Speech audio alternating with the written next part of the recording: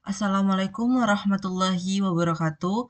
Perkenalkan, nama saya Putri Salsabila, mahasiswa Universitas Negeri Padang, NIM 210430052, Prodi Akuntansi 2021. Video ini saya buat untuk memenuhi tugas ke-6 dari mata kuliah Hukum Bisnis dan Regulasi. Di sini saya akan membahas tentang hak kekayaan intelektual. Hak kekayaan intelektual atau yang sering disingkat dengan HAKI merupakan hak-hak hukum yang diperoleh dari aktivitas intelektual di bidang industri, ilmu pengetahuan dan seni yang meliputi hak dalam bidang seni atau hak cipta, hak kepemilikan industri atau desain industri, paten, merek, rahasia dagang, tata letak sirkuit terpadu, indikasi geografis, dan varietas tanaman. Yang pertama, saya akan membahas tentang paten. Apa sih itu paten? Paten merupakan hak eksklusif yang diberikan negara kepada penemu atau inventor di bidang teknologi atau proses hasil produksi, penyempurnaan, dan pengembangan proses atau hasil produksi.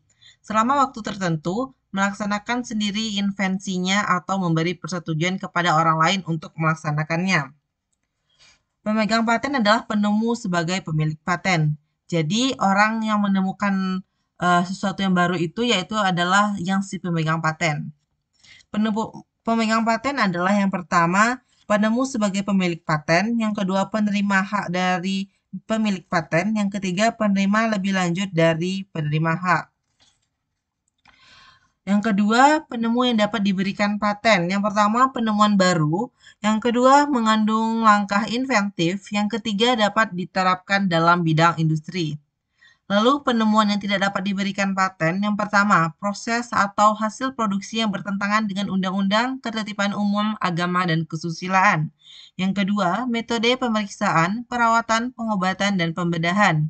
Yang ketiga, teori metode pembidang ilmu pengetahuan dan matematika, atau semua makhluk hidup kecuali jasad renek. Yang keempat, proses biologis yang esensial untuk memproduksi tanaman atau hewan, kecuali proses non-biologis atau proses mikrobiologis. Yang keempat ada penemuan tidak dianggap telah diumumkan. Yang pertama, penemuan tersebut dipertunjukkan dalam suatu pameran internasional di Indonesia atau di luar negeri yang resmi. Yang kedua, diakui secara resmi. Yang ketiga, dalam suatu pameran nasional di Indonesia yang resmi atau diakui sebagai resmi. Yang keempat, penemuan tersebut telah digunakan di Indonesia oleh penemunya dalam rangka percobaannya dengan tujuan penelitian dan pengembangan. Dan yang terakhir, invensi juga tidak dianggap telah diumumkan apabila dalam jangka waktu 12 bulan sebelum tanggal penerimaan, ternyata ada pihak yang lain yang mengumumkan dengan cara melanggar kewajiban untuk menjaga kerahasiaan invensi tersebut.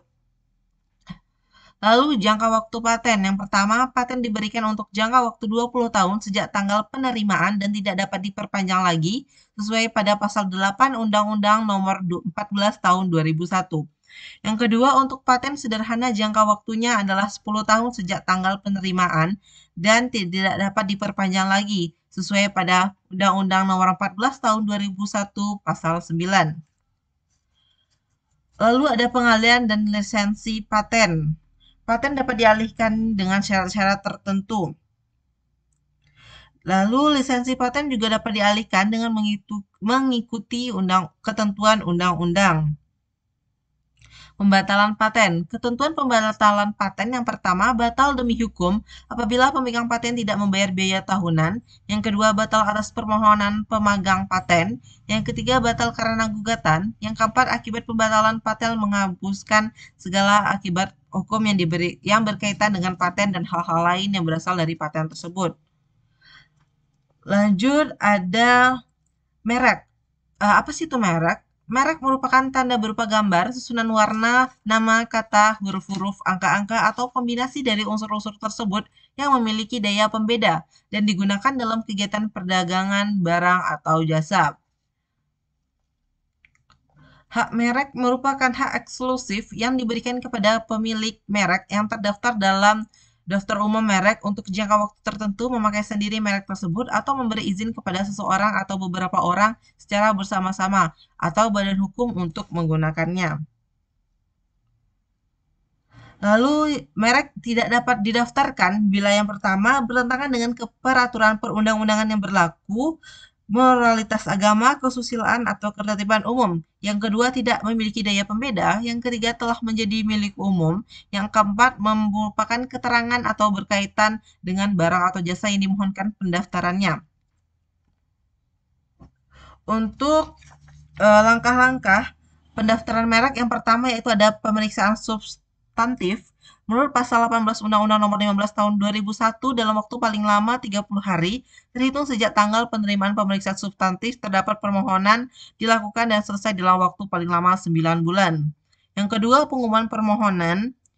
Pengumuman dilakukan dengan mencantumkan yang pertama nama dan alamat lengkap pemilik merek dan kuasanya, yang kedua kelas dan jenis barang atau jasa bagi merek yang dimohonkan pendaftarannya, yang ketiga tanggal penerimaan, yang keempat nama negara dan tanggal penerimaan pendaftaran merek yang pertama kali dalam hal permohonan diajukan dengan hak prioritas, yang kelima contoh merek. Lalu yang ketiga, keberatan dan pemeriksaan kembali. Berdasarkan pasal 24 Undang-Undang Nomor 15 Tahun 2001, setiap pihak dapat mengajukan keberatan dalam jangka waktu 3 bulan terhadap merek secara tertulis dan dengan alasan serta disertai bukti yang kuat. Terhadap hal tersebut dapat dilakukan pemeriksaan kembali sesuai pasal 26 dengan undang-undang yang sama. Lalu ada sertifikat merek. Sertifikat merek diberikan kepada orang atau badan hukum yang mengajukan permohonan pendaftaran selambat-lambatnya 30 hari sejak merek didaftar di dalam daftar umum merek atau DUM. Sertifikat merek juga memuat jangka waktu berlakunya merek. Menurut ketentuan pasal 28 adalah 10 tahun sejak tanggal penerimaan dan dapat diperpanjang. Perpanjangan tersebut dilakukan 12 bulan sebelum berakhirnya jangka waktu merek tersebut dan diperpanjang untuk jangka waktu yang sama, yaitu 10 tahun sesuai pasal 35. Dan yang terakhir ada permohonan banding. Menurut pasal 29 sampai 32 Undang-Undang Nomor 15 Tahun 2001, permohonan banding dapat yang pertama diajukan tertulis kepada Komisi Banding Merek, yang kedua keputusan KBM paling lama 3 bulan sejak tanggal penerimaan permohonan. Yang ketiga, kalau dikabulkan Direktorat Jenderal Haki melaksanakan pengumuman. Yang keempat, kalau ditolak, pemohon atau kuasanya dapat mengajukan gugatan ke pengadilan niaga dalam waktu paling lama 3 bulan sejak tanggal penolakan diterima. Lalu ada pengalihan hak dan lisensi. Hak atas merek dan lisensi merek dapat dialihkan dengan ketentuan tertentu, sama dengan paten tadi. Lalu ada penghapusan dan pembatalan merek. Yang pertama yaitu penghapusan merek dapat dilakukan atas praksara Dirjen Haki atau atas permohonan pemilik sendiri.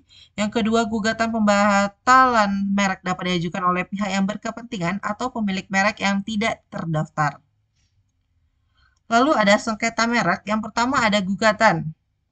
Gugatan adalah pemilik merek terdaftar dapat mengajukan gugatan terhadap orang atau badan hukum yang secara tanpa hak menggunakan merek. Yang kedua ada kasasi. Putusan pengadilan niaga tidak dapat diajukan banding, tapi dapat diajukan langsung kasasi. Yang ketiga ada pidana. Tuntutan pidana dapat dikenakan kepada orang pribadi maupun terhadap badan hukum yang melakukan pelanggaran merek. Ada sanksi pidana pelanggaran merek. Yang pertama, jika pelanggaran merek sama dengan keseluruhan, pidananya 5 tahun dengan denda 1 miliar. Yang kedua, merek sama pada pokoknya, pidana 4 tahun, denda 800 juta. Yang ketiga, tanda sama dan keseluruhan pada indikasi geografis, pidana 5 tahun dengan denda 1 miliar. Dan yang terakhir, tanda sama pada pokoknya pada indikasi geografis, pidana 4 tahun dengan denda 800 juta. Sekian penjelasan dari saya. Jika terlalu cepat dan banyak kesalahan, saya mohon maaf karena kesalahan datangnya dari saya dan kebenaran hanya datang dari Allah Subhanahu wa taala. Saya akhiri. Wassalamualaikum warahmatullahi wabarakatuh.